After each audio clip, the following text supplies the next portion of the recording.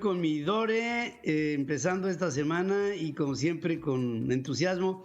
Últimamente te he visto muy lectora, mija, y quiero que le comuniques a nuestro auditorio qué de toda esta lectura quieres compartir en esta mañana. Hola papi, buenos días al auditorio, es lunes, estamos arrancando la semana con el pie derecho y sí, bueno, tú sabes y el auditorio también sabe que a mí me encanta leer, es un tema que a mí me apasiona. Y hoy se me antojó hablar de uno de los personajes que yo considero como más elegantes, pa. Y no en materia física, porque la verdad es que Víctor Hugo físicamente no era un hombre guapo, aunque de joven sí lo fue, muy francés, con sus ojos azules, su nariz prominente, desaliñado. Estas personas, yo no sé por qué, pero estas personas que tienen una tendencia a los pensamientos muy profundos, pues son desaliñadones. Ni qué decir de cómo le apretaban los botones. Yo creo que si respiraba un poquito así profundo se le botaba a uno, ¿no? Pero bueno, siempre lució su barba muy recortadita, me imagino que olía a cigarro, o sea, yo me imagino a Víctor Hugo oliendo a ropa húmeda. Imagínate tú, Pa, hasta dónde me fui. Ropa húmeda y cigarro. Y Ujú. tal vez un poquito de alcohol, ¿no? Pero bueno, Mm. lo que me apasiona de Víctor Hugo es su pensamiento, porque fue un hombre que se atrevió a impulsar el mundo de las letras del siglo XIX, por supuesto, pero sobre todo el pensamiento del siglo XIX que dio pie al pensamiento del siglo XX, ¿no? Él veló por la educación, por los derechos de la mujer, imagínate en aquel entonces, ¿no?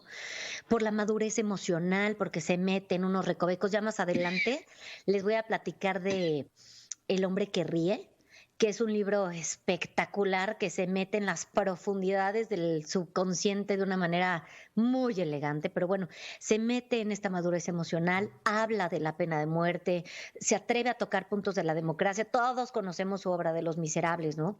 Y bueno, su pluma sí es muy notable, provoca una forma de pensar moderna. Y cuando tú provocas una nueva forma de pensar, puede ser mal visto. No, les voy a poner en perspectiva. Hoy a Elon Musk dicen que es alienígena, ¿no? Entonces, este hombre fue tan vanguardista a sus tiempos que fue condenado al exilio durante el Segundo Imperio francés. ¿Por qué? Pues porque sus opiniones políticas, pero sobre todo las morales, porque él se metió a la parte moral muy duro, eh, provocaron mucha, pues estorbaban, ¿no? Y Víctor Hugo fue tan amado, que hubo más de 2 millones de personas que asistieron a su funeral en la inhumación que hubo de sus restos para llevarlo al panteón ahí de París, en el corazón del barrio latino, ¿no? Ujú. Pepe Botella, el hermano de Napoleón, ¿no? Lo Ujú. nombró conde, bueno, más bien nombró conde a su padre, que era Joseph Hugo, y él fue el hijo menor de 3 hijos de Sophie Trebuchet, y sus dos hermanos, Abel y Eugene, también fueron escritores, no tan notables, pero fueron también escritores. Víctor era el rebelde, ¿no? Víctor y sus hermanos se instalan en París con su mamá, que ya se había separado del marido, y empezó entonces su mamá un romance con un señor que se llamó Víctor Lavoie. Y de ahí recibe el nombre de Víctor Hugo. Víctor por parte de el segundo esposo de su madre, sin embargo, él es hijo de otro señor, ¿ok? Y Hugo por el apellido de su papá, ¿no? Y ya, así como para empezar, se me hace una historia así muy fuerte.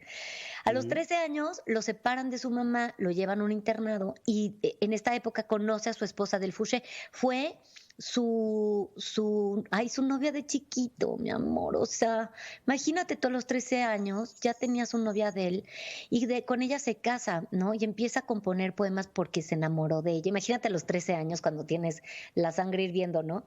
Y entonces le Ujú. empieza a hacer poemas de amor y versos de una forma súper autodidacta porque pues no tenía las herramientas, pero utiliza la rima para conquistar a su amada. Y bueno, su vocación fue precoz, eso sí lo podemos decir. Tenía 14 años y ya tenía un diario que anotaba él. Como Emanuel, me recuerda mucho esta frase a mi esposo porque le dicen el Chateaubriand, pero decía, quiero ser Chateaubriand o nada. Chateaubriand es un corte de carne que es delicioso, ¿no? Dice, quiero ser Chateaubriand o nada. Y no se refería O sea, su forma de escribir era así. No se refería a la carne, sino a ser un escritor fundador del romanticismo en la literatura francesa. Imagínate su forma de pensar. No es una frase fácil. Es una frase que te tiene, ahí te puedes quedar pensando media hora, ¿no? En qué es lo que quería decir. Pero bueno, llegan sus 17 años, gana un concurso de poesía, pero como tenía 17 años, pues no le dieron el premio. Y bueno, después, a los 18 y en adelante, ganó un montón de premios más y llegó a quedarse en el corazón de todo el mundo, ¿no? Era muy buena en mate, tenía destreza para ella, pero dijo, ay no, a mí me jala mucho más la literatura, y entonces se dedicó a escribir como sus hermanos, ¿no? Luego su mamá se muere prematuramente y entonces en él, eso no era un Alka-Seltzer, empiezan a afiarbecer un montón de ideas que concretan en su pluma odas y poesías, y entonces estos textos llegan a manos de Luis octavo, y entonces Luis VIII lee sus textos y dice, ¿qué onda con este hombre? Está buenísimo. Se enamora de su talento y lo premia. Y le da una pensión anual de 1,000 francos. Ya con eso pudo escribir. Y entonces, y se pudo casar con Adele. Imagínate, 1,000 francos era una la nota. Y bueno, con Adele tuvo 5 hijos. La última, que también se llamó Adele, era artista también y sufrió una depresión terrible, crónica, terminó hospitalizada en un instituto mental allá en París, y bueno, fue la única hija de Víctor Hugo, que logró sobrevivir, la loca, ¿no? Y bueno, a su esposa, es que qué historias, a su esposa también la pretendía Eugenio, su hermano. Entonces, imagínate cómo pensaba. O sea, Víctor Hugo era un hombre complejo. Entonces, eso da pie a entender por qué se clavó tanto en el tema moral, ¿no? Ahora, cambia su discurso cuando se vuelve más maduro, cambia su discurso y se acerca a la política, sobre todo cuando entra esta Segunda República en el inicio de la Revolución Francesa, y él fue alcalde del 8º distrito de París, que es un distrito precioso, pero luego llega este golpe de Estado de 1851 y un comisario francés no lo detiene. Le dice, lo mandan detener, y este comisario francés lo agarra, que agarra y que le dice, no, ¿sabes qué, Hugo? Señor Hugo, yo no lo puedo arrestar, porque fíjese que yo solamente arresto a gente peligrosa y usted tiene mucho que decir y me gusta su filosofía. Y sí, sus pensamientos eran pólvora, era su arma más su pluma era su cuchillo. Y entonces él lo que provocó es otra forma de pensar en esta sociedad que estaba buscando un padre o un papá que les diera moral y que les diera política. Entonces, en Víctor Hugo se recargó Francia, ¿no? Ahora, yo sí tengo que mencionar que todo esto lo llevó a un punto literario muy maduro, con un toque, tenía personajes, todos eran muy agresivos, muy agresivos. Y entonces esto, también su inclinación política lo llevó también a publicar en periódicos, y llegó a Los Miserables, que fue su obra más, pues, con la que más se conoce, ¿no? Sí. Pero tuvo muchísimas novelas. Y luego, bajo estas líneas, la verdad es que no me siento en ninguna obligación de enaltecer a nadie, por supuesto, pero yo sí quisiera acercarme a su lectura desde una sociedad, o sea, yo como mexicana, ¿ok? Quiero llevar, me quisiera ir Víctor Hugo y luego volar al siglo XXI y poder entenderlo desde una sociedad que no quiere dictaduras, que no quiere monopolios, que está atravesando una pandemia y hay una eterna negligencia a la educación. Estamos viendo un presidente que para él la primera línea de ataque del coronavirus es vacunar a los maestros y no a los doctores, porque hay una falta de ética, porque hay una falta de moral, porque hay una falta de educación, porque evidentemente a los que tienes que vacunar primero son a los soldados, ¿no?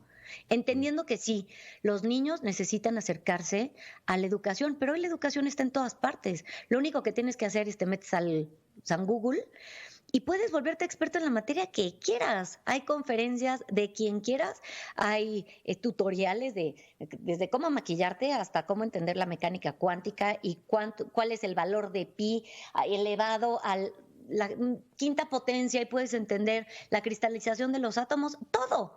Entonces, hoy tendremos que pensar desde una perspectiva diferente, porque nos toca simbrar el pensamiento del futuro, Pa.